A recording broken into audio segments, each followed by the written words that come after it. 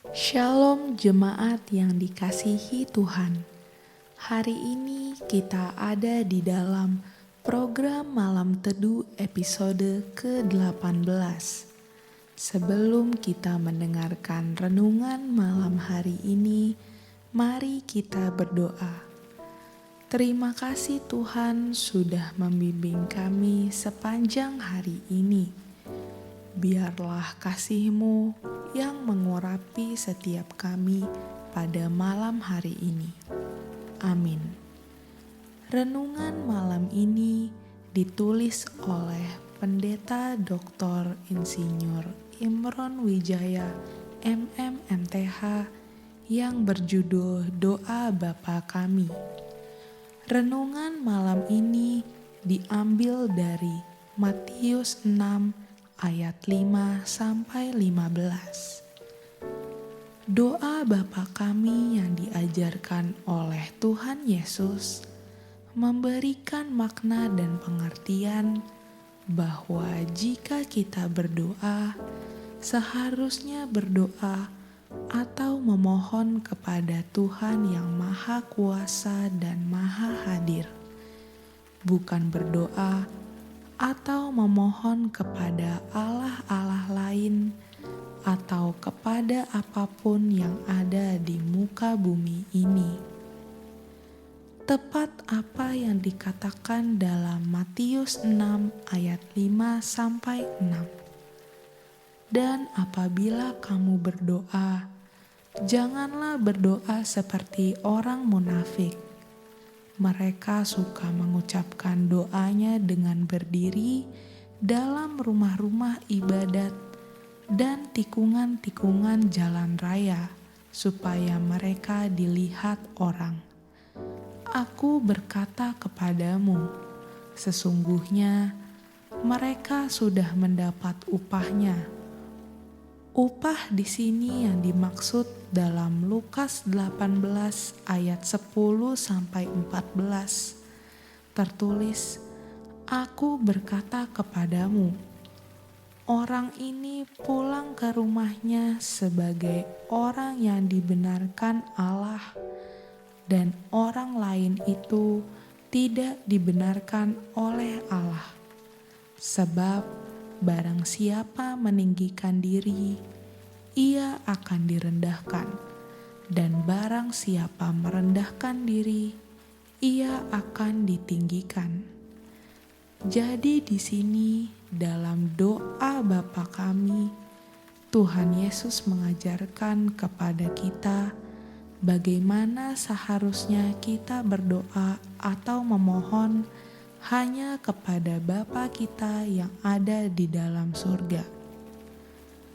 Dan doa kita ini tidak harus panjang, cukup singkat, padat, dan kena pada sasaran dari tujuan kita berdoa atau memohon dengan apa yang kita inginkan, yang kita perlukan, kita butuhkan, kita syafaatkan pada Tuhan Yesus yang sesuai dengan yang dibutuhkan pribadi, keluarga, gereja, misi pelayan, pekerjaan, sakit penyakit, dan lain sebagainya.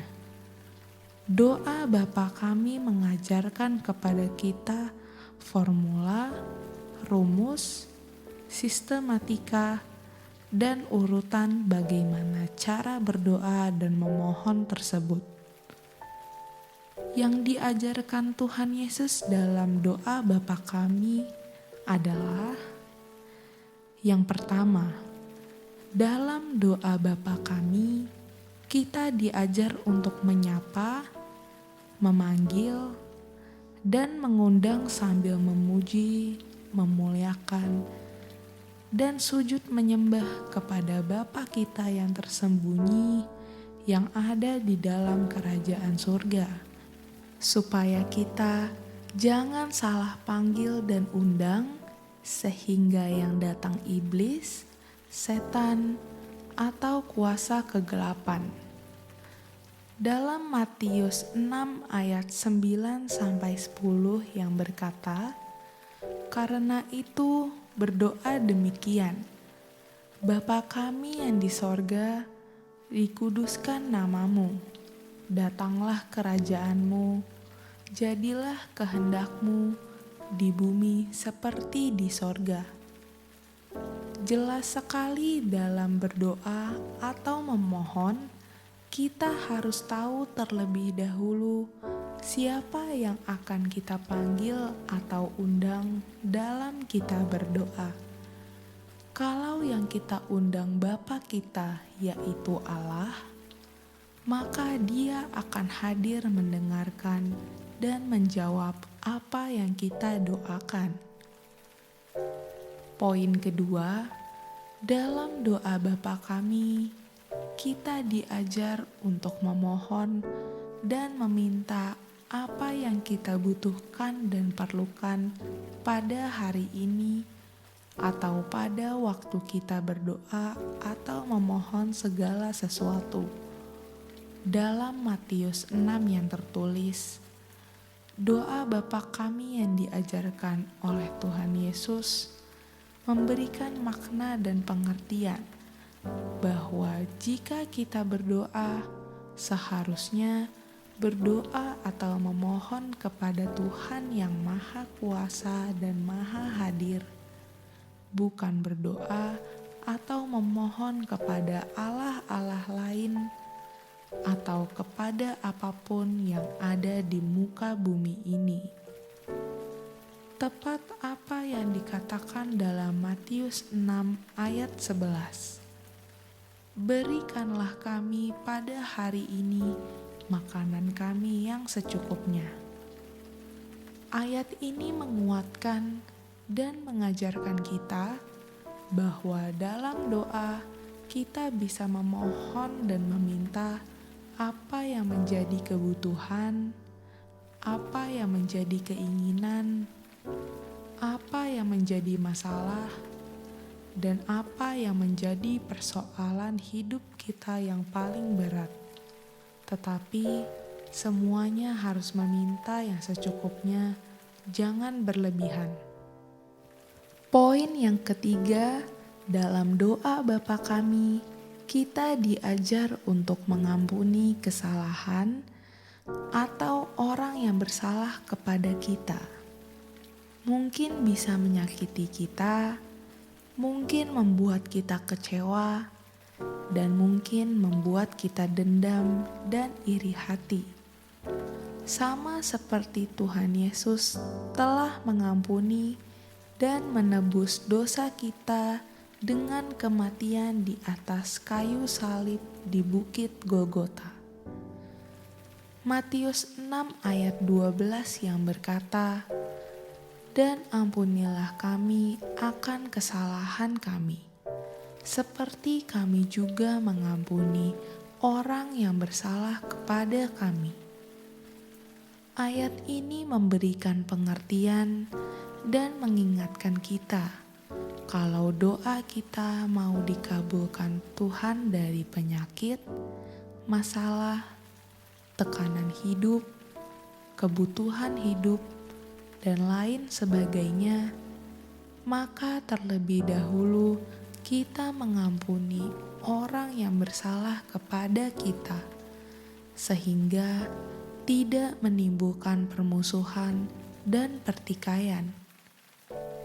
Poin yang keempat, dalam doa Bapa kami, kita diajar supaya dalam doa kita minta tutup dengan darah Tuhan Yesus, sehingga kita terhindar dari tipu daya iblis atau setan, pencobaan yang berat, dari perbuatan-perbuatan yang jahat, dari serangan balik, dan lain sebagainya.